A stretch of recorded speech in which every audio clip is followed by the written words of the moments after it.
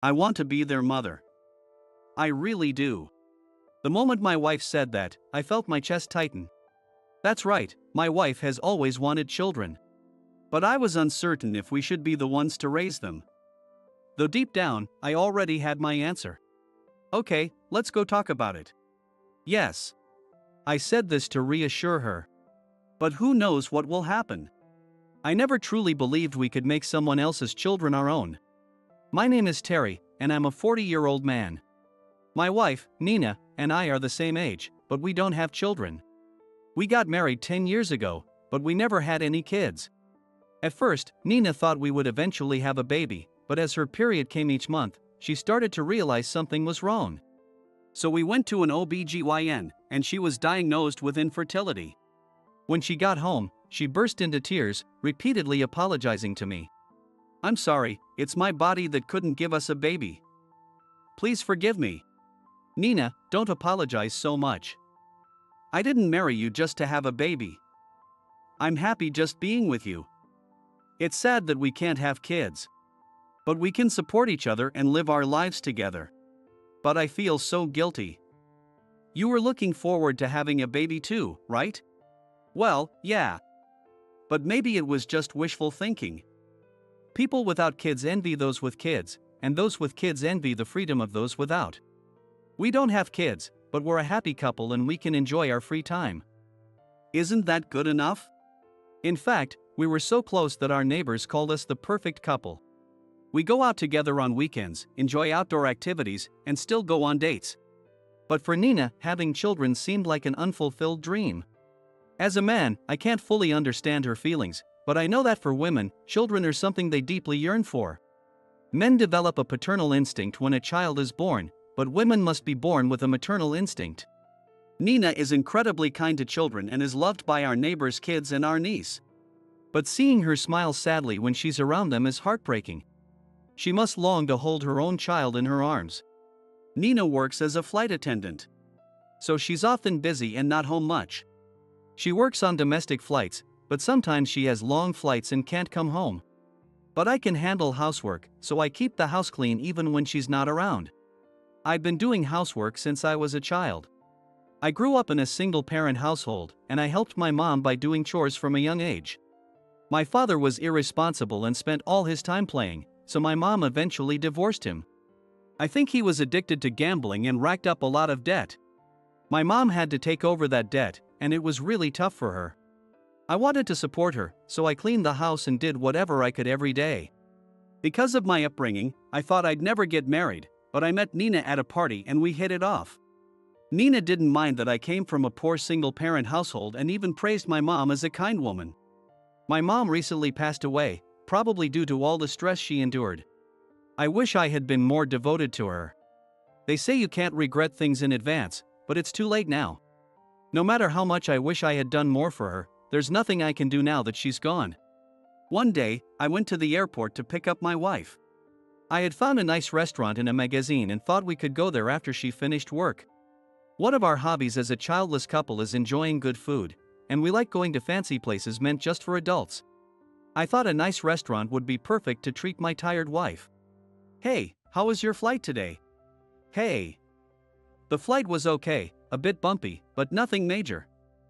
Just some usual turbulence. Got it, glad it wasn't too bad. How about we go to that restaurant we talked about? You know, the one called Starlight. Oh, that sounds great. We talked about going there. They have a great selection of wines, right? Exactly, and I know you love wine, so I thought it would be perfect. Alright, I'm going to drink a lot tonight. I have the day off tomorrow. Just as we were about to leave the airport to head to the restaurant, we saw two young sisters huddled in a corner. They had backpacks beside them and looked like elementary school kids. They were identical twins, judging by their similar faces. Why are these kids sleeping here? Where are their parents? Hey, little ones, what are you doing here? We were left here by our mom. What? Your mom left you here? Yeah, she told us to wait here. So, we're waiting. We don't have the house keys or know how to get home. Despite being young, the girl spoke clearly. I was shocked by what she said. What kind of parent does that to an elementary school kid? As I stood there, stunned, the girl continued. We have no choice but to wait here. We can't go home without the keys, and we don't know the way anyway. Sorry to worry you. Well. It's dangerous to stay here. How about coming to our place? It's cold and you might catch a cold. And you could run into some strange people. Hey, that makes you sound like a creep. Oh, right. Nina's comment made me realize that I must seem like a stranger to them too. Anyone would be scared if approached by a stranger. While I was pondering what to do, Nina searched her phone for a photo and showed it to the girl. The girl's expression softened instantly. Hey, that's Macy. Why do you have a picture of her? Well, Macy is my niece. What's a niece? It means Macy's mom is my sister. So, you're Macy's relative. Yes, that's right. So, we're not strangers. You can call me Auntie, it's appropriate for my age. No way. You're too cool and pretty to be an auntie. What about me, then? You're definitely an uncle. But she's like a cool sister. Ha ha ha. The girl laughed energetically, which relieved me a bit. I didn't mind being called an uncle. Honestly, at my age, having kids this young wouldn't be unusual, and being called an older brother would feel awkward. Meanwhile, the other girl was shy and looking down. She seemed a bit more reserved. The talkative girl then introduced herself and her sister. The outgoing one was the older twin, Hannah, and the shy one was the younger twin, Chloe. Hannah and Chloe looked identical but were opposites in personality. Hannah was active and loved sports. But she wasn't fond of studying. And her backpack only had comic books and a toy ball, with no school supplies. Chloe loved reading and was good at studying. Her backpack was full of books, and she says she has borrowed hundreds of them from the library so far. They were both 12-year-old sixth graders. We couldn't leave them at the airport, so we decided to take them home. They seemed to be friends with my wife's niece, so their home must be near my sister-in-law's. The logo on their school shirts was the same as my niece's, so I showed them the photo. It was a lucky guess. Got it. And they're about the same height as Macy. Exactly. Well, it seems they know Macy, so they understand we're not strangers. Now, what should we do? Unfortunately, we should skip the restaurant tonight. Let's take these kids home and get them cleaned up. They're covered in dust. Yeah, they've been in that corner for a while. It's terrible. I can't believe any parent would abandon such young kids. It's unbelievable. Seeing how dirty the sisters were, we decided to take them home and give them a bath. Even though the airport is clean, being in a corner would naturally make them dusty. Their clothes didn't look like they had been washed recently either. We brought them home and immediately started running a bath. At 12 years old, they were old enough to wash themselves, so Nina didn't need to help. Nina said, "These are a bit big," and gave them her t-shirts to wear. The shirts were oversized, turning into shirt dresses, which looked cute. It was June, hot and humid, so they wouldn't catch a cold inside the house. Afterward, we fed them, and they ate hungrily, clearly very hungry. They didn't have any money, so they must have been waiting for their mother to return at the airport. When I asked about their father, they said he left home to be with a younger woman and never came back. What is wrong with their parents? What kind of parents would abandon such young children without any guilt? I knew there were strange parents out there, but seeing it firsthand was shocking. Now that you've had a bath and dinner, let's talk about what to do next. Should we call the police to have someone come pick you up? You can't stay here forever. I said this to Hannah. Her face turned red and she looked like she was about to cry. Please don't. If you do that, we'll become criminals' children. And Grandma and Grandpa will get in trouble with the police. That would be awful. But you won't be able to go back home. What will you do? Can we stay here? Well. Even the shy Chloe was pleading with me now. Please let us stay here. Our grandparents couldn't come to us for a reason. Grandparents? Do they usually come to your house? Yes. Mom's parents. Our mom is always out with men, so grandma takes care of us. She has the house keys. But she couldn't come because she's in the hospital. Hospital? What happened? She ate some seafood and got food poisoning. Food poisoning. That must have been tough. If the police get involved, grandma and grandpa might be blamed too. Please, don't call them. Okay, I understand. I'll visit the hospital tomorrow. Yes, please do that. So, I decided to visit Hannah and Chloe's grandparents in the hospital the next day. Their grandparents had eaten seafood that was probably undercooked, causing severe diarrhea and high fever, resulting in hospitalization. When I entered the hospital room, I found their grandparents in a shared room. They were both on 4 drips, but their symptoms seemed to be improving, and their fever was going down. The grandfather was still asleep, but the grandmother noticed me and greeted me. I explained that we were taking care of Hannah and Chloe. The grandmother looked very apologetic and lamented her daughter's irresponsibility. Ever since my daughter stopped taking care of them, we've been looking after the grandkids. But when we were hospitalized, we couldn't go to their house and unlock the door. That must have been tough. We're so sorry for the trouble. We wish we could thank you properly, but we're struggling ourselves. Oh, no, you don't have to thank us. It's no problem at all. My husband and I were self-employed, but during hard times, we couldn't pay all our bills. Our social security benefits aren't much now. We've been living frugally, so we can't offer much. Tears welled up in her eyes. Oh, please don't cry. Really, there's no need to thank us. I'm really sorry. One of the reasons we're in this situation is because of our daughter's debt. She was obsessed with nightclubs and racked up a lot of debt. We paid it off for her, which left us unable to pay taxes. It's disgraceful. Isn't it? No. It's not your fault. What a daughter. The mother of these sisters got deeply into nightclubs and ended up spending too much on her favorite male entertainer. When she couldn't pay her debts, she turned to her parents for help. So the grandparents paid off her debts, which resulted in long periods of unpaid taxes and meager pension benefits. What kind of adult behaves this way? The grandmother asked if we could take care of the sisters until they were discharged from the hospital. I agreed, as it seemed like the best option. Nina is a busy flight attendant, but I work mainly from home as an engineer. So I can take care of the kids while their grandparents recover. It turned out they went to the same elementary school as my niece, Macy.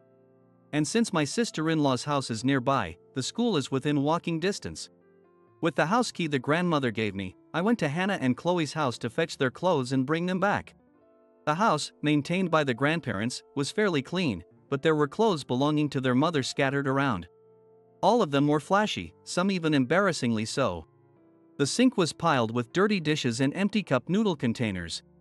The girls must have been surviving on cup noodles while their grandparents were unable to come. I cleaned them up to prevent any bugs from coming in.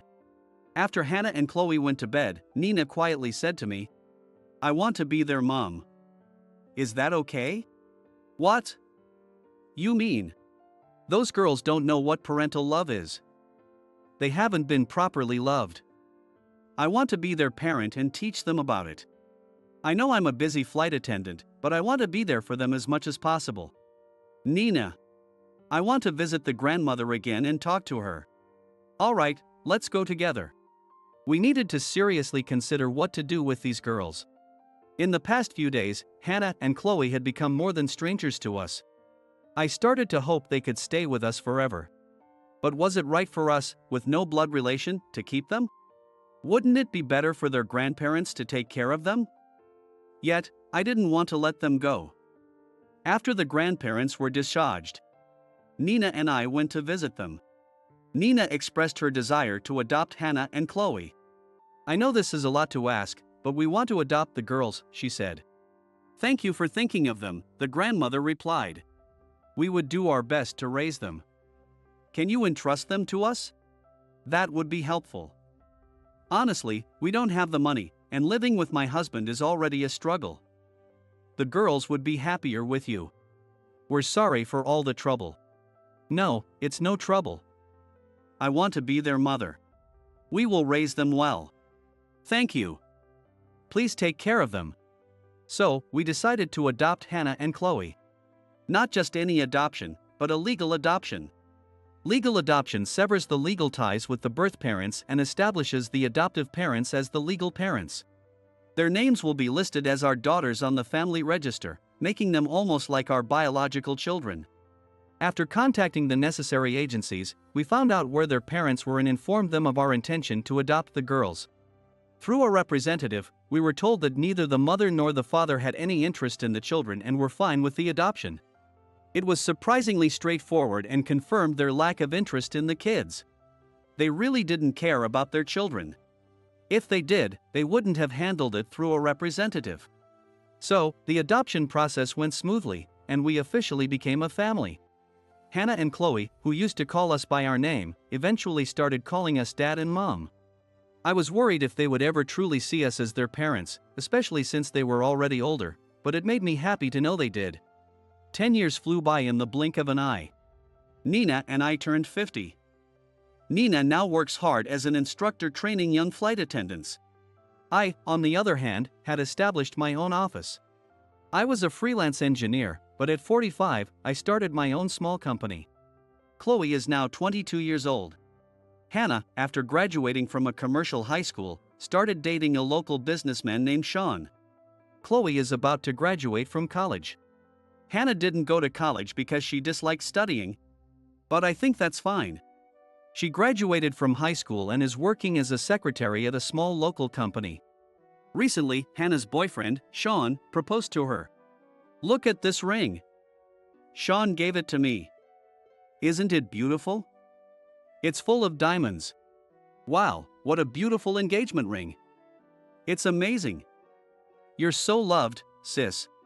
Right? Well, Chloe, you'll get proposed to by a wonderful person someday too. After all, you're as beautiful as me. What's that? But I'm too shy, so I wonder if I can ever date someone? You will. You're kind, and someone will definitely see that and appreciate you. I hope so. Oh, that's a lovely ring. Show it to me too. Look, isn't it great? Sean gave it to me at a romantic restaurant. How wonderful. We had times like that too, didn't we? Wait, did Dad propose to you romantically too? Did I? I don't really remember. Come on, Dad's just being shy. He loves Mom so much. Your father is a bit shy, isn't he? Nina laughed. As we were having this conversation, a call came in from an unknown number. When I answered, a woman on the other end said, "I'll be visiting you soon." What was that about? It left me feeling uneasy. Who was that call from? I don't know. Who was it? It was a voice I didn't recognize. That's creepy. Yeah, a bit scary. I decided not to worry about the call, thinking it might just be a wrong number. Nevertheless, marriage happens fast. After Hannah's wedding, Chloe will probably be next. The house will feel empty again. But that's part of growing up. Hannah was busy preparing for her wedding. She visited venues, chose dresses, and looked for a new house with her fiancé, Sean. I felt a bit lonely thinking about her leaving the house. Finally, the wedding day arrived, and I felt incredibly nervous. These past 10 years felt both long and short. There were the usual adolescent rebellious phases, but they say it's better for kids to go through them as it helps them grow. Although Nina and I never expected to raise children, we were fortunate to become Hannah and Chloe's parents. Now, we get to celebrate our daughter's wedding. There's no greater joy than this. When I noticed some commotion outside the venue, I decided to check it out. There was a flashy-looking woman who appeared to be around our age. As I stood there, stunned, Hannah approached in her wedding dress. Is that Hannah? You got married. Congratulations. I'm so happy. Why didn't you invite me? I heard about it and came. Let me in. Please leave. What? What are you saying? How can you talk like that to the mother who gave birth to you? It's simple. We didn't invite you. Also, I only have one mom in this world, and that's Nina. My biological mother no longer exists to me. You're being ridiculous. The birth mother is more important. What are you talking about? To me, Nina is more important. You didn't even show up for the adoption process and handled everything through a representative. That means we didn't matter to you. I had no choice back then. The man I was with said kids were a nuisance, so I couldn't come. Please forgive me and let me in. No, you need to leave now. If you cause any more trouble, I'll call the police. Her biological mother started to scream incoherently and caused a scene. She was finally escorted out by security. Apparently, she had heard rumors about Hannah's wedding and decided to show up, but it was too late to play the mother now. For Hannah and Chloe, she had abandoned them. She had been traveling with a male entertainer when she left them at the airport. Telling young children to wait at the airport while she went on a trip was inexcusable, and she wasn't fit to be a parent. Hannah wouldn't have been happy to see her at the wedding anyway. The wedding ceremony continued. When it was Hannah's turn to speak, Nina and I felt nervous. For certain reasons, I was taken in and raised by my current parents. The most important people in my life are my parents who raised me. And my twin sister, Chloe. Dad, thank you for always taking care of us at home. Mom, thank you for taking us places despite your busy schedule. I will be happy with my husband from now on. Please watch over us. Oh, Hannah, you've grown up so well. Mom, Dad, thank you for everything.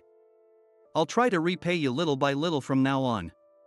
And to my dear sister Chloe, please continue to support me as always. Sis. She's really grown up. Yes. I never thought this day would come. It was all worth it.